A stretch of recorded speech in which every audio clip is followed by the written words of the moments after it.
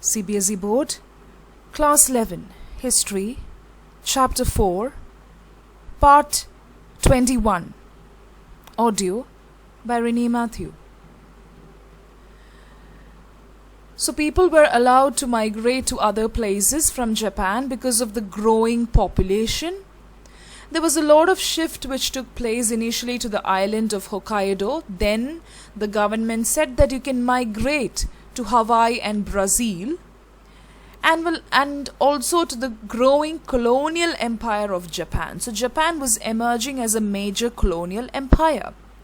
Indigenous people also lived in these autonomous areas.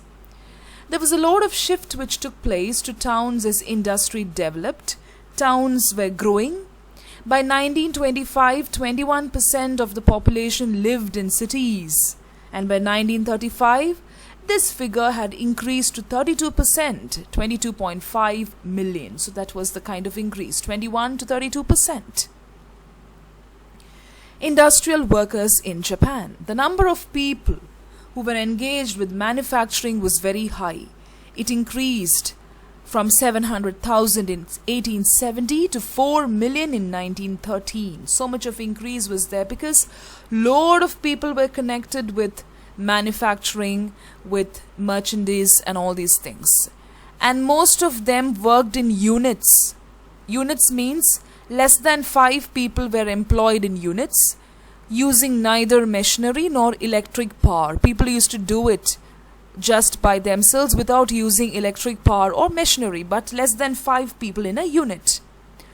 Half of these were employed in modern factories, and many of the people employed in modern factories constituted of the women. Women went to the factories, and the first strike in Japan was organized by women, and that was in 1886. Very important point. They were a part of the modern factories. After 1900, many men began to increase. People started working in factories, men also joined, but only by 1930s, male members or male workers outnumbered the women. Till then it was the women who went to the modern factories, maybe because of the equipments and less of manpower and all that, more of machine work. But only after 1930s, the male workers outnumbered the women. So there are some pictures which shows the conditions in the factories. You can see the women workers, and only after 1930s you can see all these men working there, outnumbering. The size of the factories also increased. More than the number, the size also increased.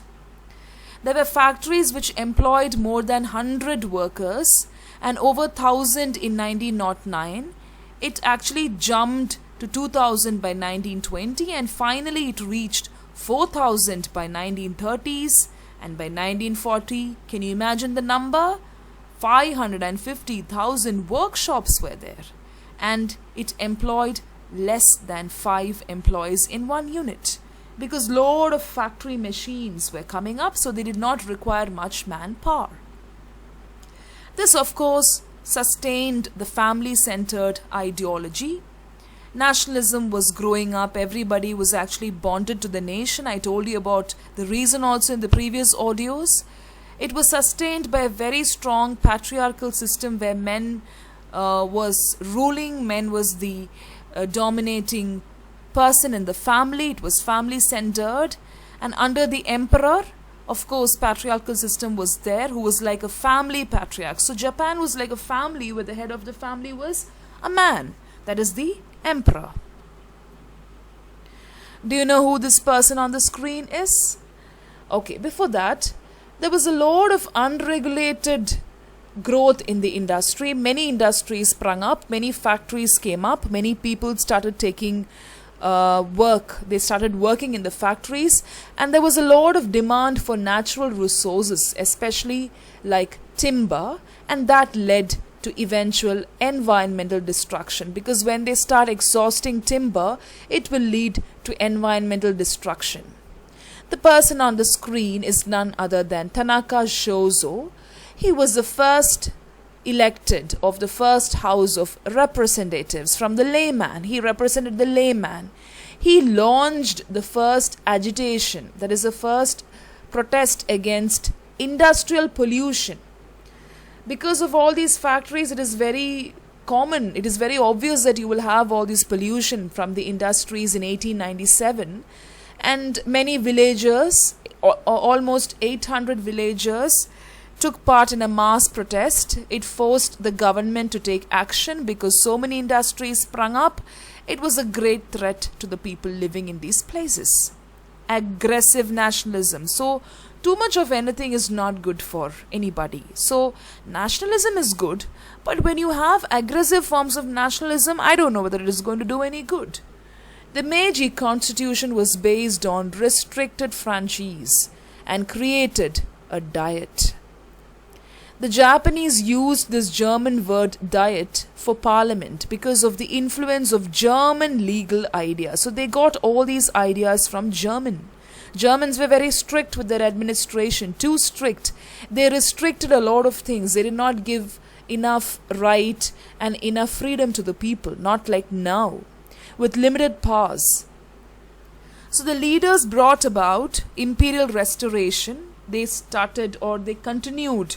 They started with restoring power. They were very powerful. They continued with exercising power and even established political parties. So these parties were very powerful. They exercised power also. So between 1918 and 1931, there were a lot of prime ministers who were elected and they formed the cabinet. So look at how they come into democratic situation or like the modern government. So many prime ministers were elected. They lost power to national unity cabinets. Slowly they started losing power to these cabinets, that is the emperor and his ministers, which were formed across party lines. Parties developed. So of course they started losing to the unity cabinets. Emperor was of course the commander of the forces. Okay, he remained as the commander of the forces, and from 1890 this was interpreted, or we can say that by this time the army and the navy had independent control, not under the emperor.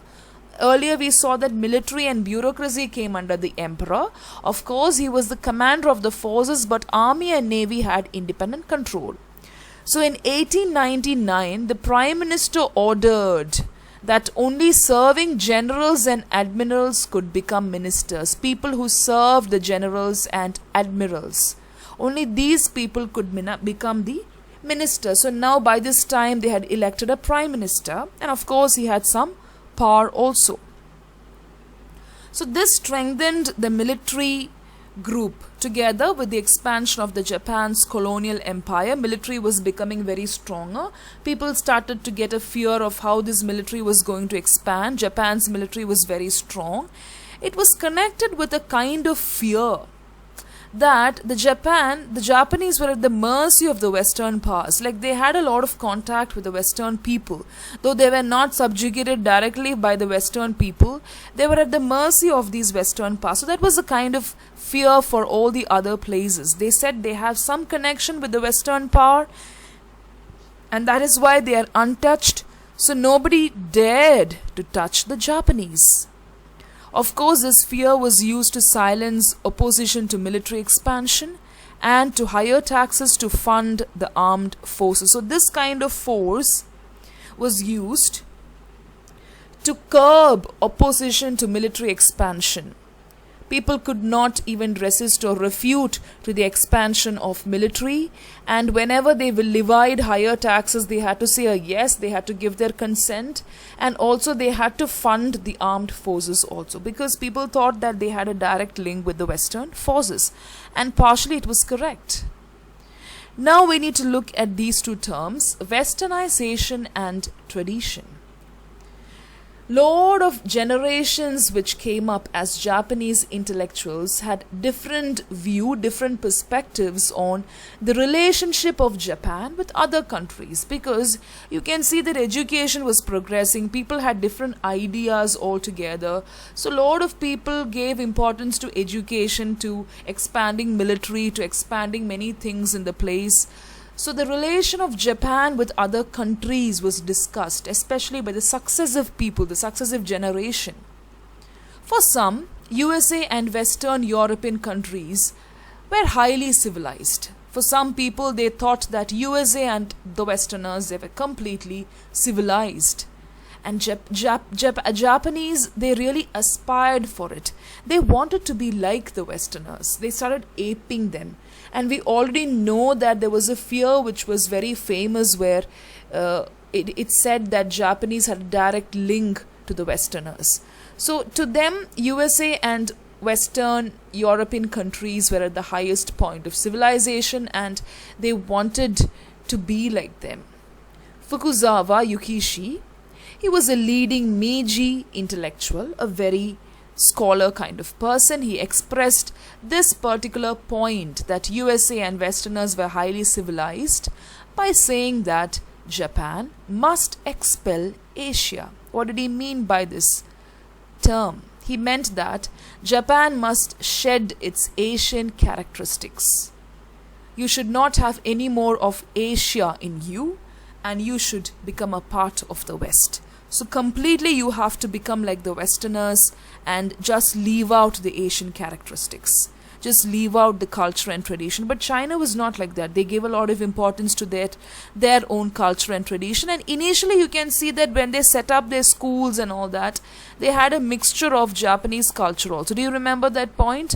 They had a kind of combination of everything. But suddenly they felt that they will have to move towards the West. And you can see that the next generation also started questioning the total acceptance of Western ideas. They said, how can you completely say a no to our own ideologies and culture? Because when you say a no to your own ideology and culture, there is no identity as Japanese. So Japan was a country in the initial years which propagated and promoted the study of Japanese history. Do you remember in schools and all, they gave a lot of importance to their culture. I told you about the new pattern which came into being, but suddenly the future generation started questioning on how can you completely say a no to the Japan culture and tradition and accept the Western ideas. And it also urged that national pride was supposed to be built on indigenous values. We are supposed to have that nation pride, that nationalhood and everything, whatever patriotic feeling you are having, it should be built on the native values, on what we had or what we have imbibed from the natives. So this is Fukuzawa Yukishi and this is Miyake Sedzuri. Miyake Sedzuri, he was a philosopher. He argued that each nation must develop. There was an urgent need for each nation to develop their own skill and talents which will interest the world civilization. These talents and skills will contribute to the development of world civilization, a collective procedure.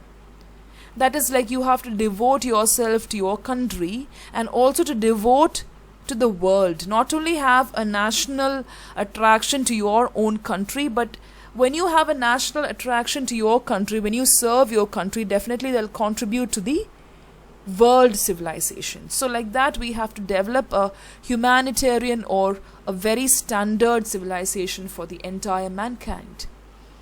By contrast, so this was not accepted by everybody. Which one? This particular idea was not accepted by everybody. And by contrast, many intellectuals were attracted to the Western liberalism. They were so happy with the Western ideals of liberalism and wanted a Japan based not on the military but on democracy. They said, why don't you go for democracy and not military? So everything was progressing maybe because of the rigid military system, but now there were a lot of intellectuals which said that why don't you go for democracy and not this military kind of technique?